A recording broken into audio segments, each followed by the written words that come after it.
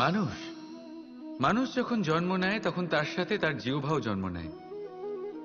কিছু বছর পরে তার দাঁতও ওঠে, আর বৃদ্ধ অবস্থায় এই দাঁত তার সঙ্গ ছেড়ে চলে যায়। কিন্তু জিহ্বা তখনও সঙ্গ দেয়, কারণ দাঁত কঠোর হয় কিন্তু জিহ্বা কোমল হয়। ঠিক সেরকমই আপনি আপনার অস্তিত্ব বেশি সময় অবধি অক্ষুণ্ণ রাখতে চাইলে আপনাকে জিহ্বার মতো কোমল আর নমনীয় হতে হবে, যাতে যেমনই পরিস্থিতি আপনার সম্মুখে আসুক, চড়াই আসুক বা উতরাই, দুঃখ আসুক অথবা সুখ, ক্ষতি হোক বা লাভই হোক, আপনার অস্তিত্ব যেন না ক্ষুণ্ণ হয়। কঠোর হওয়ার ফলে আপনার ভেঙে পড়ার সম্ভাবনা অনেক বেড়ে যায়। সমস্যা যেমনই হোক, দুঃখ আসুক অথবা সুখ, কোমলতার সাথে সাহসের সাথে তার সম্মুখীন হন। রাধা রাধা।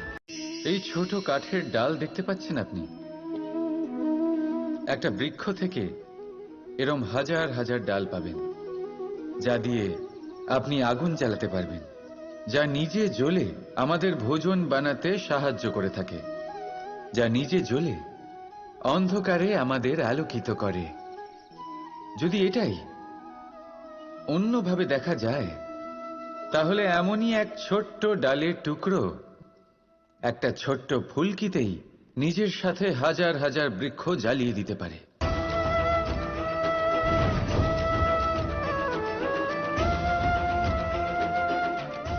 পার্থক্য কোথায়?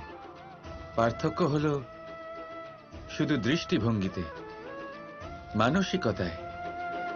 যদি এই মন শীতল রাখেন, শান্ত রাখেন, তাহলে অসংখ্য মানুষের জীবন আলোকিত করবেন।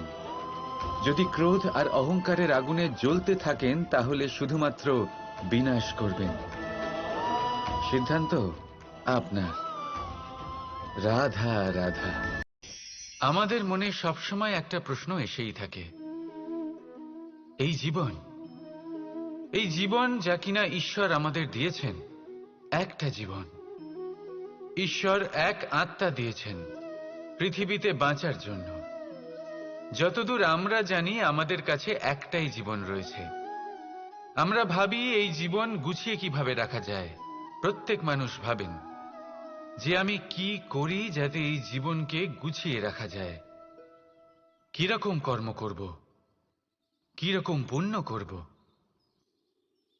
কি ধরনের শাস্ত্র পড়ব যাতে আমি সেই জ্ঞান অর্জন করি যাতে জীবনটা সুন্দর করে তুলতে পারি। আমাদের সমগ্র জীবন কেটে যায় এই প্রশ্নের উত্তর খুঁজতে, সেই শাস্ত্র অধ্যয়ন করতে। এমন অনেক মানুষ তাও বুঝতে পারেন না। আসুন আজ আমি আপনাকে একটা সহজ কথা বলি, যার দ্বারা আপনি নিজের জীবন সুন্দর করবেন।